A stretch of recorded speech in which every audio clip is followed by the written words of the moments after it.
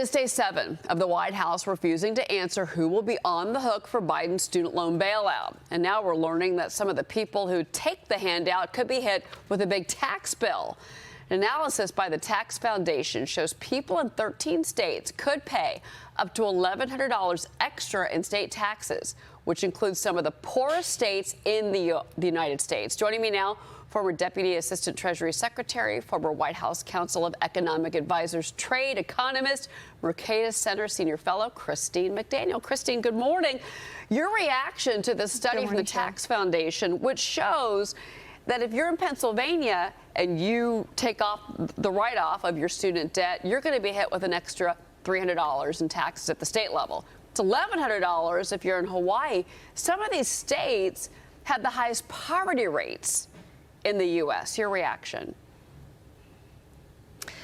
So, you know, while good intentions, I'm sure that the student loan forgiveness program is expensive and it is likely inflationary.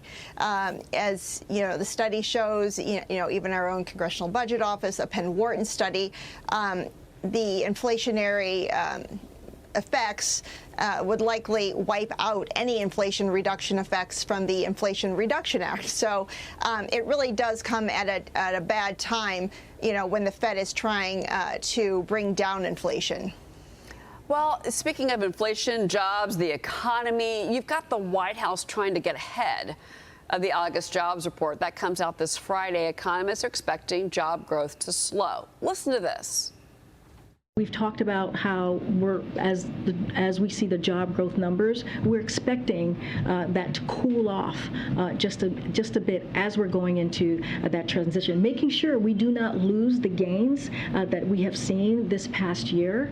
And right now, we're still seeing a strong labor market, which matters, but I'm not going to get ahead of the numbers. But we have talked about how we're expecting to see a bit of a cooling as we go into a transition to more stable growth.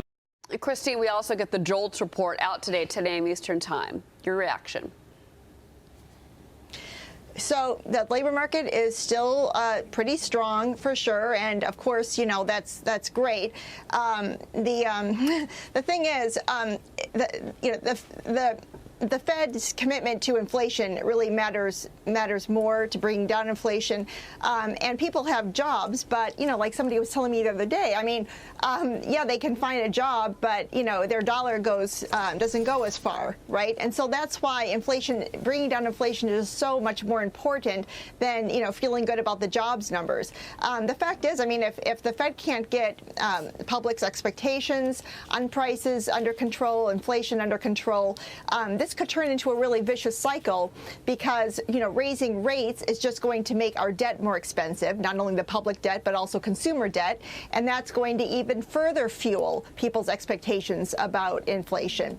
So it's this vicious cycle. And I mean, really talking about the jobs numbers is so it's kind of besides the point at the moment. You know, we had inflation. You know, we had expansionary fiscal policy, a lot of spending. In 2020 hindsight, it was too much, and now the Fed is trying to bring down inflation, and the type of this type of inflation that's driven by fiscal policy. In fact, a great paper in Jackson Hole just recently came out, was presented there, and showed that at least half of the inflation that we're experiencing is related to the fiscal spending. But fiscal policy, overspending induced inflation is more persistent, and it's going to even be harder for the Fed to bring that down. And that's why it's so important for the White House and Congress to rein in spending. Well, but they haven't, Christine. That's the problem. And now the student loan forgiveness, you know, debacle, which again didn't go through Congress. You know, it's an executive order.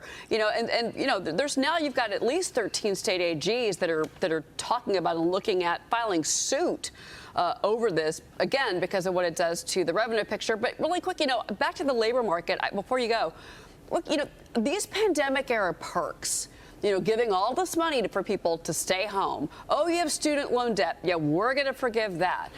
You know, I mean, all of the stimulus spending that has been gone out, a lot of it wasted. Now we're finding out a lot of it is fraudulent claims, whether it was PPP, you know, take your pick. That's what's keeping people out of the labor market. Now you've got employers that have to pay more to get somebody to work there. Now they're overpaying their employees. Doesn't that mean that we're going to see contraction in the labor market this fall? Possibly, yes. And it also means that that's even going to be more inflationary, right? So, Yeah. I mean, even like what we're seeing out of the state of California, this higher minimum wage for fast food workers. I mean, all these types of policies, that we're seeing are just going to be more inflationary. Sure, the job numbers are great, but, if inflation, the Fed can't get inflation under control, it really doesn't matter. Yeah. Well, we shall see. They're going to be meeting in September. Tomorrow, September 1st. And then comes that meeting by Powell. Christine McDaniel. Christine, thank you very much. Good to have you here. Thank you so much. All right.